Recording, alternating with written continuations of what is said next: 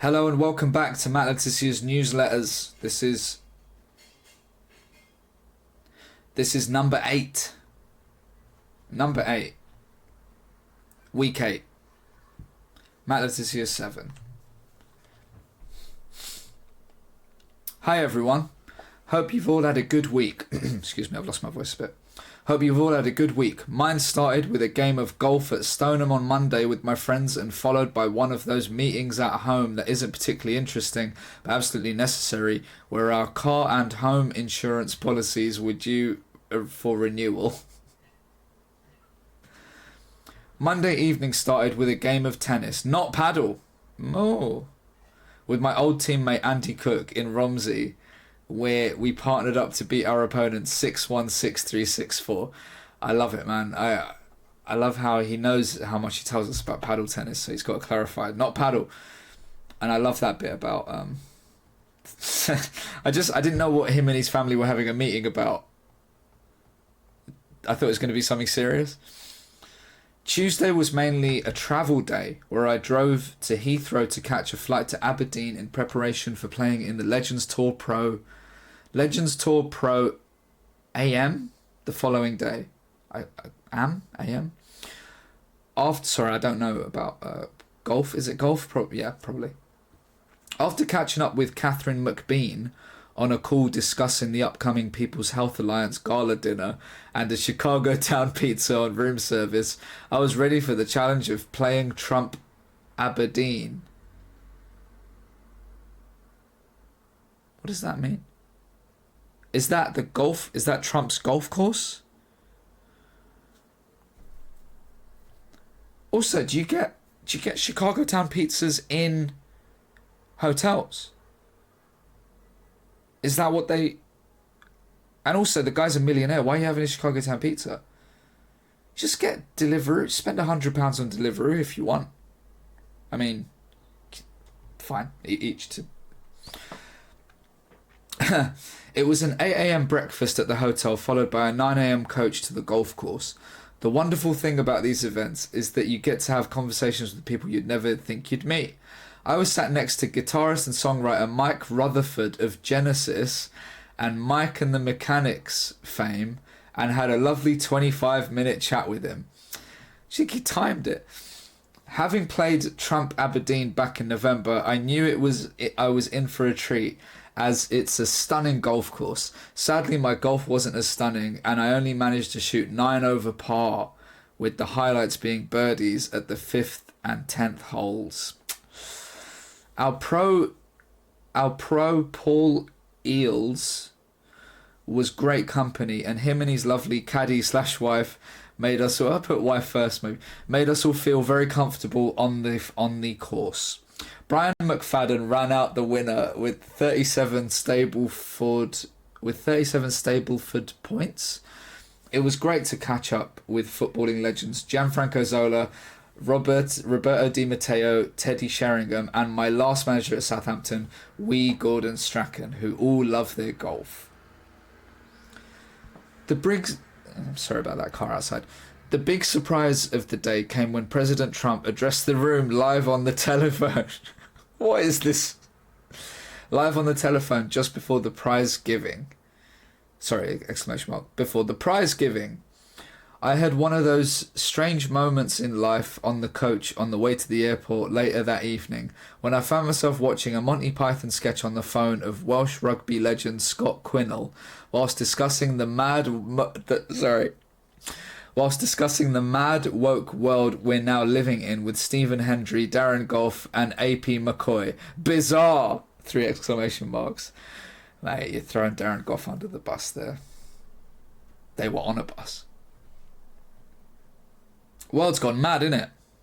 That's how that conversation went. World's gone mad. Seen what they're doing now? Let's watch a Monty Python sketch.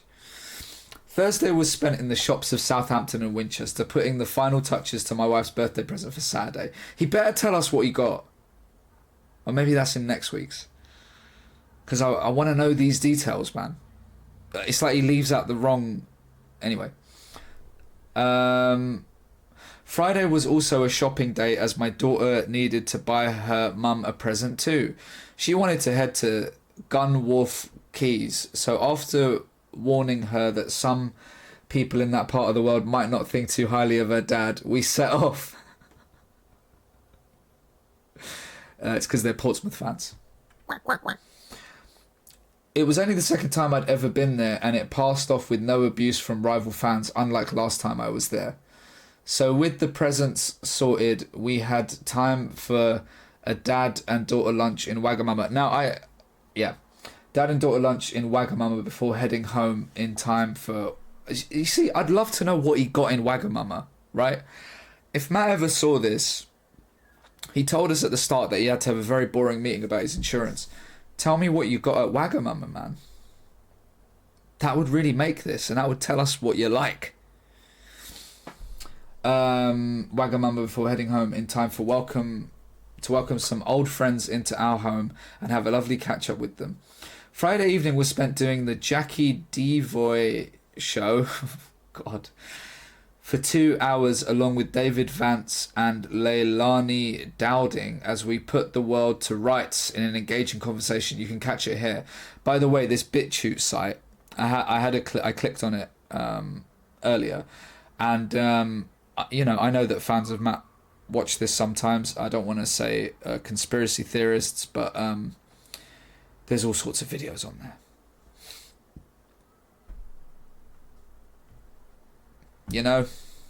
Did certain events in history happen?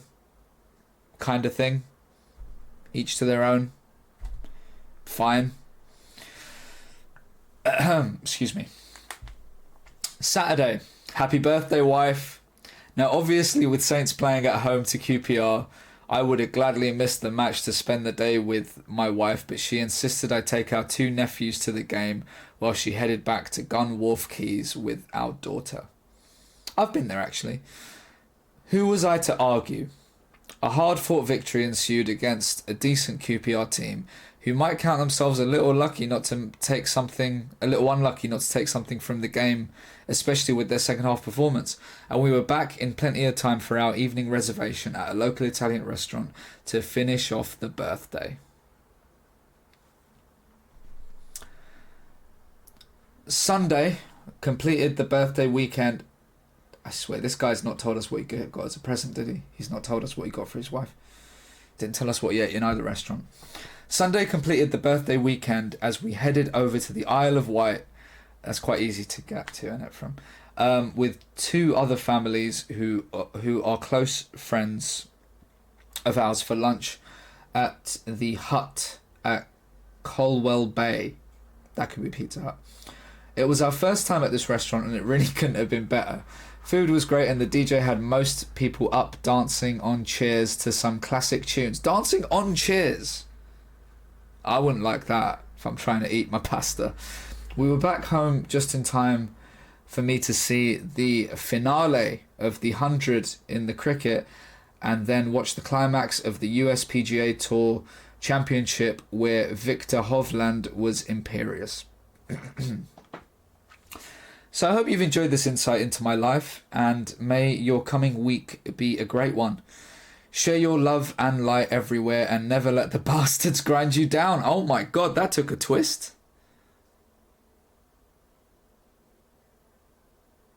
I just like how...